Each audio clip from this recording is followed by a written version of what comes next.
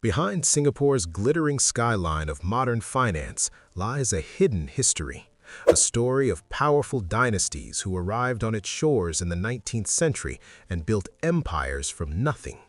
They were traders, philanthropists, and visionaries who saw opportunity in a swampy colonial outpost and turned it into one of the world's wealthiest cities. But what if I told you that some of the most influential architects of this city's wealth, from the controversial opium trade to the billion-dollar skyscrapers that define its horizon, belonged to a small, tight-knit community? A community that, even at its peak, numbered only a few thousand, yet whose legacy is etched into the very street names and foundations of the Lion City. The story of Singapore's Jewish community is one of outsized influence. It didn't start with a grand arrival, but with just a handful of individuals.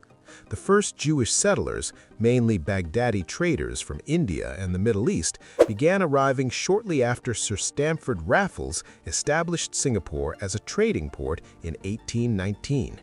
By 1830, a census recorded the presence of 9 Jewish traders, the seeds of a community that would grow to shape the nation's destiny. Their story includes towering figures like David Marshall, a brilliant lawyer who would become Singapore's first ever chief minister, a pivotal figure who championed the cause of independence. But alongside the political titans were the merchant princes, the families who built immense fortunes and, in doing so, built Singapore itself.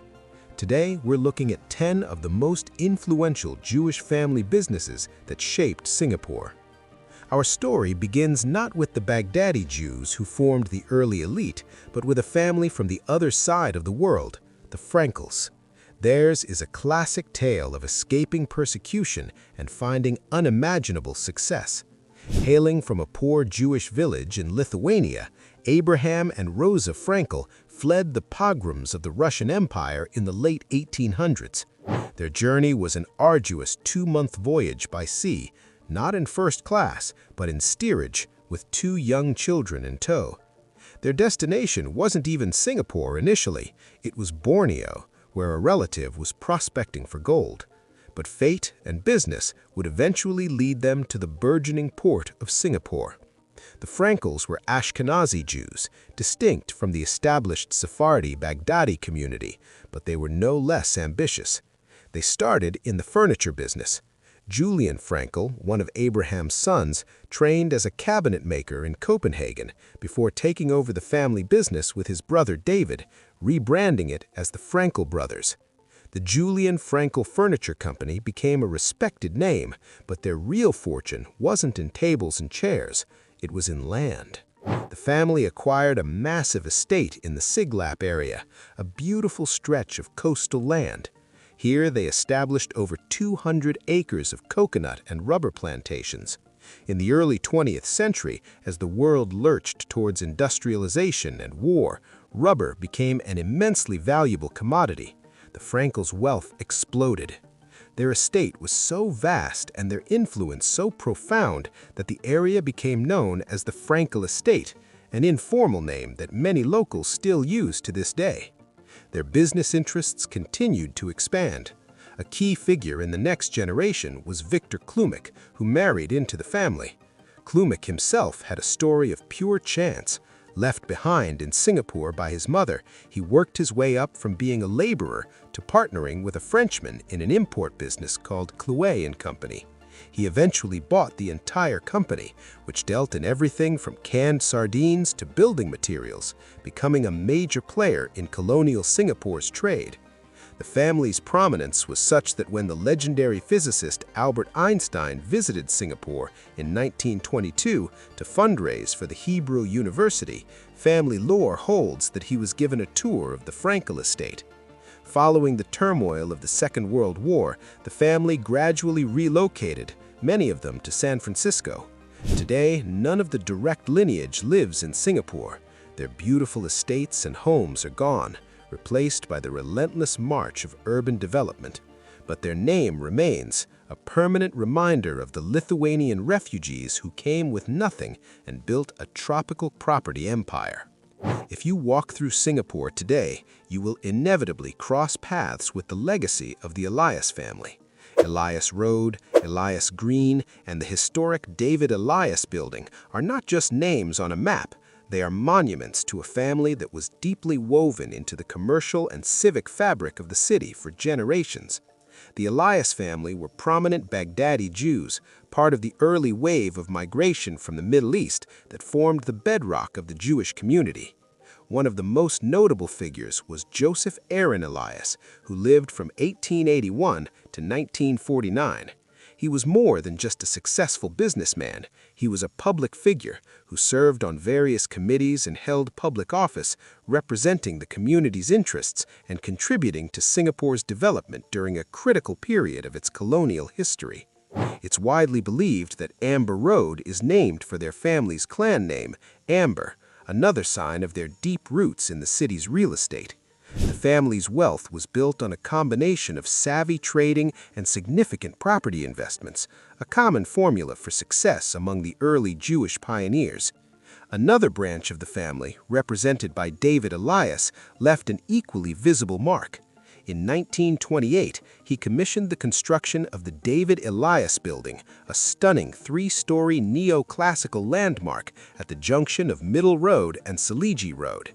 Designed by the famed architectural firm Swan and McLaren, the building was a statement of success and permanence. It stood at the heart of the area that once formed the Jewish Quarter, or Mahalla, a vibrant neighborhood where the community lived, worked, and worshipped. David Elias had established a successful trading company in the early 20th century, and this building was the physical embodiment of his commercial achievements. The Elias family story is a prime example of how business success translated into lasting physical and civic legacies. They didn't just accumulate wealth, they embedded themselves into the urban landscape, ensuring their name would be remembered. Long before Marina Bay Sands defined Singapore's skyline, another grand establishment stood as a pinnacle of luxury, the Grand Hotel de l'Europe. And behind this iconic hotel was one of the most significant real estate magnates of the colonial era, Nissim Adis. Arriving from Calcutta in the 1880s, Adis was a Baghdadi Jewish entrepreneur with an uncanny eye for prime real estate. He didn't just buy land, he acquired the very best land. His most notable achievement was the development of the Grand Hotel de l'Europe, which he opened in 1907. Situated on prime land facing the Padang, the hotel was the epitome of colonial grandeur and a social hub for the elite. But his most historically significant landholding is one that few people today would associate with a private businessman. Historical records state that Nissim Adis once owned the vast plot of land upon which Singapore's Supreme Court now stands. This fact alone speaks volumes about the scale of his investments. Like many of his successful contemporaries, his name is immortalized in the city's geography. Adis Road, a quiet street in the Dhoby Ghat area, was named after him, a tribute to his contributions. Nissim Adis represents a crucial type of wealth creator in Singapore's history, the real estate visionary. He understood that in a city with limited space and boundless potential, land was the ultimate currency. His ventures in hospitality and property development were not just businesses, they were acts of city shaping. While his family name might not be as widely recognized today, his impact was just as foundational. As we move into the modern era, the nature of influence and wealth begins to shift. While the 19th and early 20th centuries were dominated by traders and real estate barons, post-independence Singapore saw the rise of a new elite, leaders in professional services.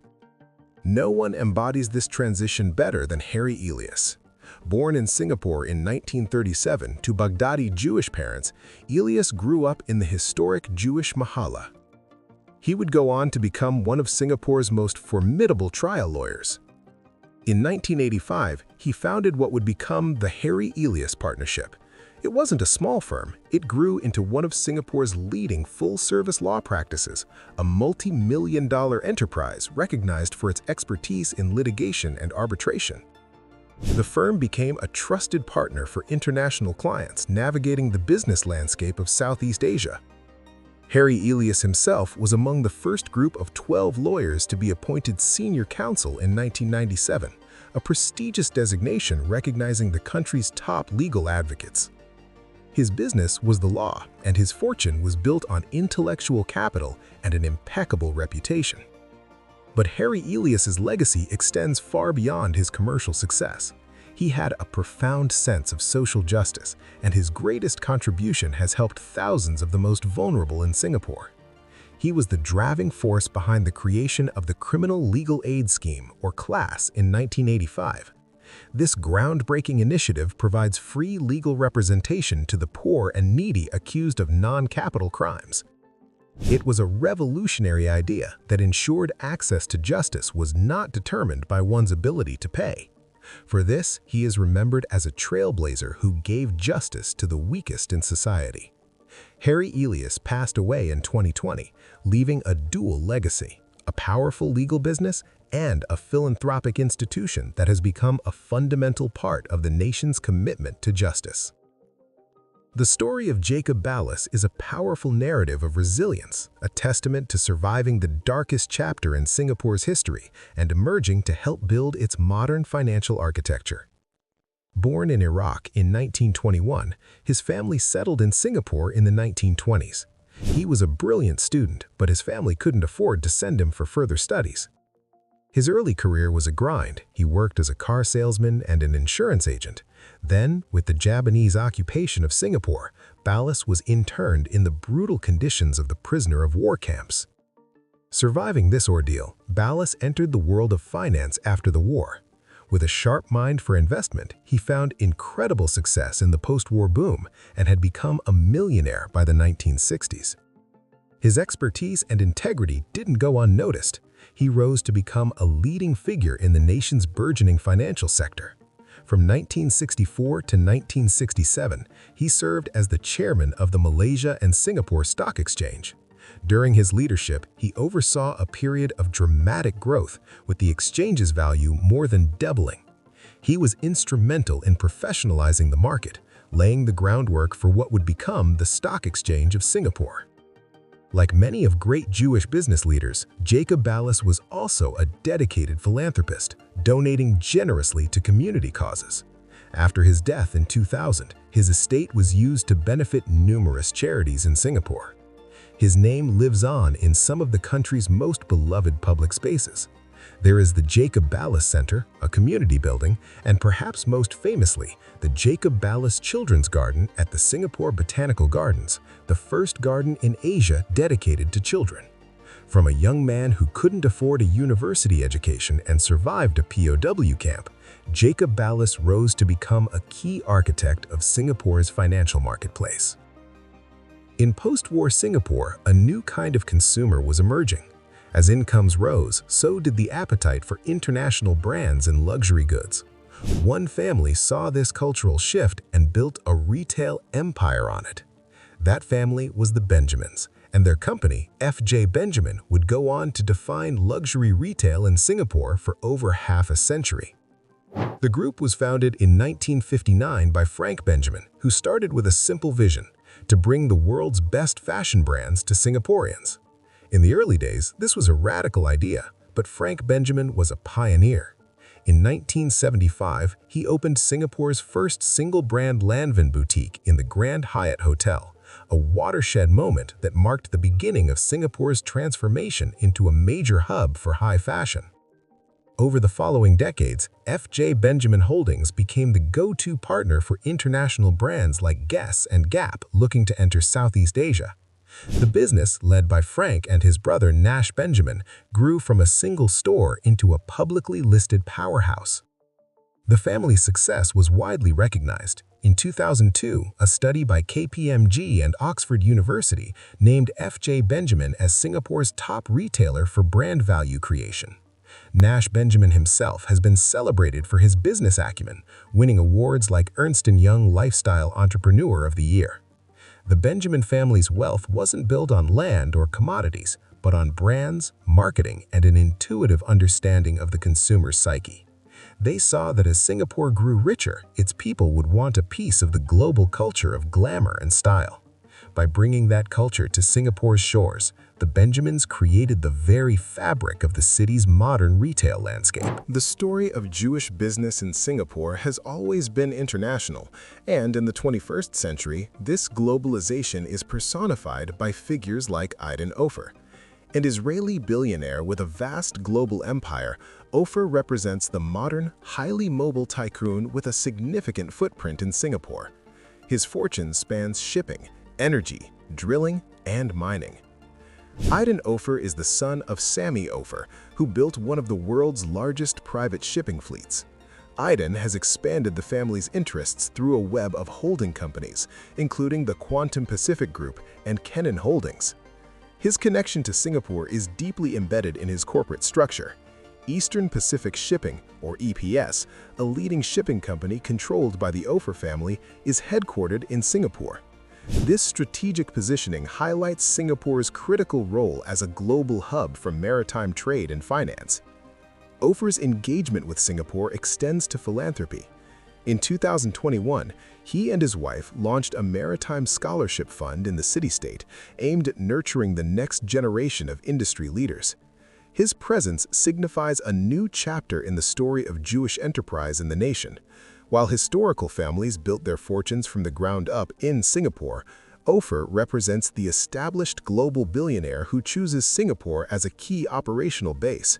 With a personal net worth estimated by Forbes at around $22.5 billion in 2025, he is a modern merchant prince whose empire is managed from key hubs around the world, with Singapore playing a vital role. To understand the towering success of the great Jewish dynasties, we have to appreciate the pioneers who took the initial risk.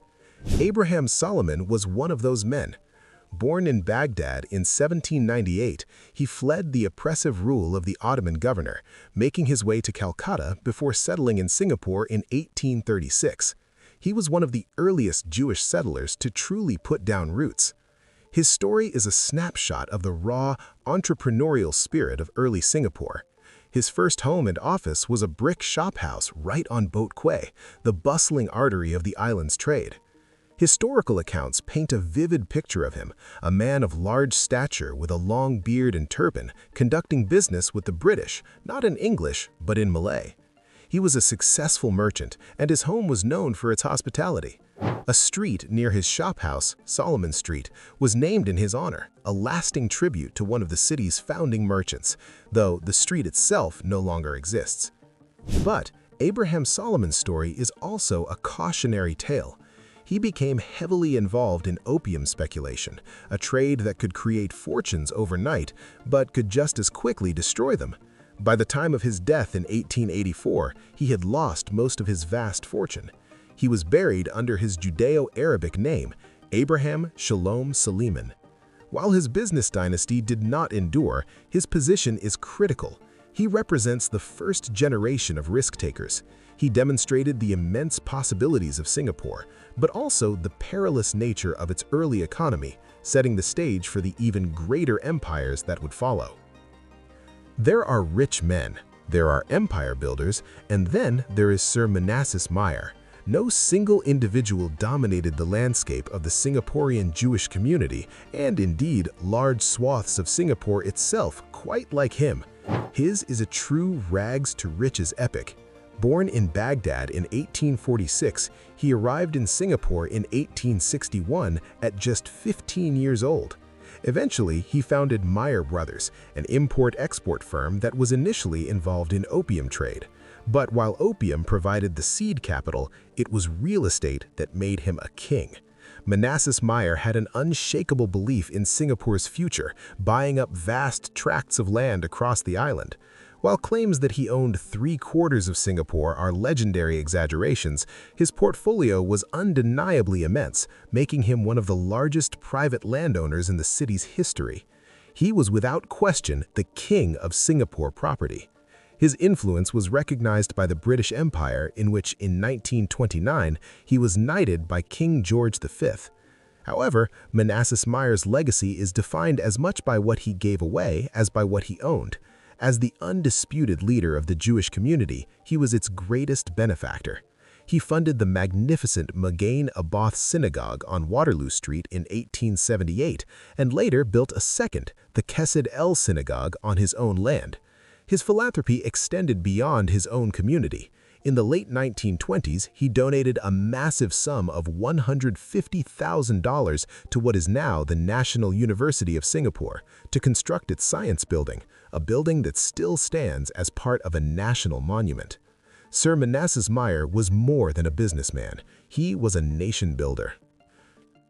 We arrive at number 1, a name that is not just synonymous with Jewish wealth in Asia, but with a global commercial empire that rivaled any in the 19th century. They were called the Rothschilds of the East, and for good reason. The Sasson family was a Baghdadi Jewish dynasty whose story in Asia began when its patriarch, David Sasson, fled persecution from Baghdad and settled in Bombay in 1832. From there, he spun a web of commercial interests that stretched from India to China, with Singapore acting as a vital node. The family's arrival in Singapore around 1840 was a pivotal moment, attracting more Jewish traders to the port. The source of the Sassons' immense fortune was as controversial as it was profitable: opium. David Sasson and his sons dominated the Sino-Indian opium trade, a business protected by British imperial might. By some accounts, they were the world's largest opium dealers in the 1870s. They staffed their branches across Asia with fellow Baghdadi Jews, creating a loyal and efficient network. But they were too shrewd to rely on a single commodity, diversifying into textiles, shipping, and finance. The Sassons had a direct hand in the founding of one of the world's most powerful financial institutions. In 1865, they were among the influential early shareholders of the Hong Kong and Shanghai Banking Corporation, better known today as HSBC. The family's influence was staggering. In China, Sir Victor Sasson dominated Shanghai real estate. In India, they built docks and libraries. In England, they assimilated into the highest echelons of society. While Singapore was just one piece of their global puzzle, it was a critical one. Their trading operations helped establish Singapore as a major international port, and their wealth set a new standard for what was possible.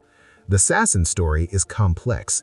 It is a story of immense business acumen and dynastic power, all built on a trade that had profound social consequences. They represent the apex of 19th century colonial capitalism. From the pioneering grit of Abraham Solomon to the global financial web of Aiden Ofer, from Manasseh Meyer's dominance over the city's land to the Sassons' control of continental routes, the story of Singapore's wealth is utterly incomplete without the chapter written by its Jewish dynasties. They arrived as a tiny minority, refugees from persecution and adventurers seeking fortune. They found a home in a tolerant, trade-focused society and proceeded to shape its destiny. They were not just businessmen, they were philanthropists, community leaders, and nation builders who left an indelible mark on the city's landscape, its economy, and its laws.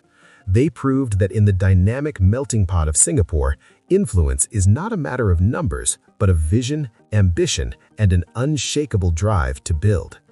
If you enjoyed this deep dive into Singapore's hidden history, make sure to like this video and subscribe to our channel for more stories of the families and figures who shape our world. And let us know in the comments which family story you found most fascinating. Thanks for watching.